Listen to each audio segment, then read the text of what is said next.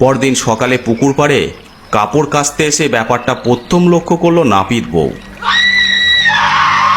তার চিৎকার চেঁচামেচিতে লোক জড়ো হলো। ছুটে এলো নাসিরউদ্দিন। ছেলের এমন অপঘাতে মৃত্যুতে চিৎকার করে কেঁদে উঠল। ঝগড়া হোক আর যাই হোক, ছেলে তো। হরি ভালো মানুষের মতো এসে দাঁড়ালো।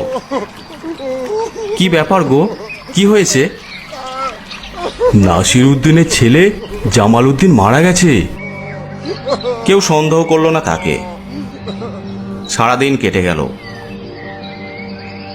সন্ধেবেলা জামালের মৃতদেহ কবর দেওয়া হলো। হরিও গেল। আহা, প্রতিবেশী বলে কথা। কবর দেওয়া হয়ে গেলে যে যার ঘরে চলে গেল। হরিও শ্মশানে চলে গেল।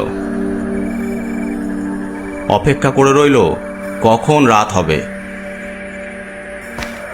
রাত 12টা নাগাদ কোদাল আর একটা কাপড় নিয়ে হরি চলল কবরখানার দিকে। গ্রামের রাস্তা, চারপাশে গাছপাল্লা। হরি গাছপাল্লার ভেতর দিয়ে নিজেকে আড়াল করে চলল জামালের মৃতদেহ বের করে আনার জন্য।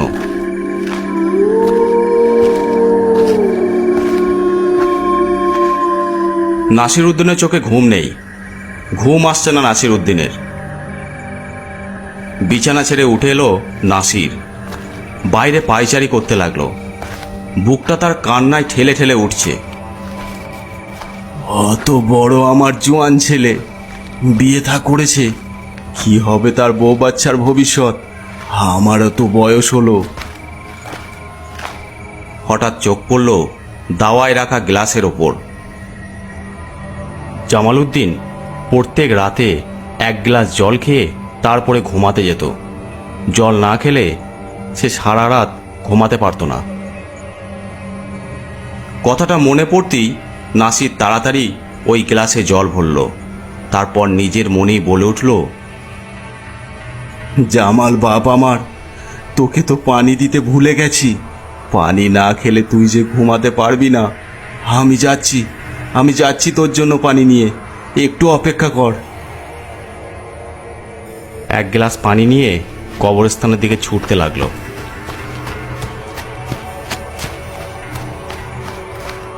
নাসিরউদ্দিন কবরখানায় যখন ঢুকছে,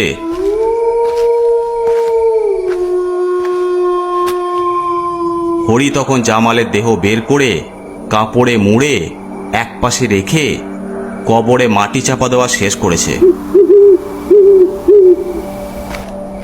নাসিরউদ্দিন যখন কবরখানার ভিতর গেল,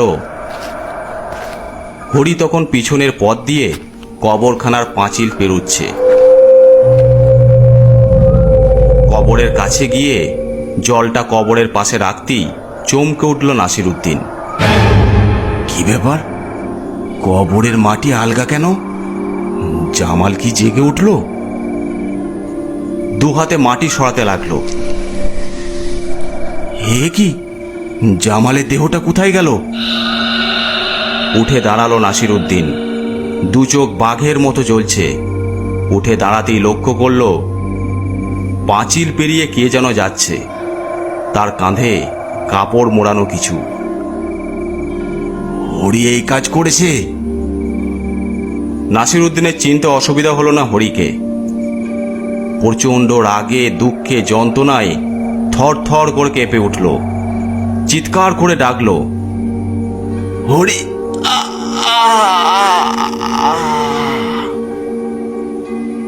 বুকে তীব্র যন্ত্রণা অনুভব করলো। তারপর লুটিয়ে পড়ল ছেলের কবরের খোঁড়া মাটির উপর। হরি জানতেও পারল না তার মৃত্যুর পরোয়ানা জারি হয়ে গেল সেই মুহূর্তে। হরি কাজ শেষ করে এক গাদা টাকা নিয়ে আনন্দে নাচতে নাচতে বাড়ি ফিরল। নাসিরউদ্দিনের দেহটা রসুলে আবিষ্কার করল।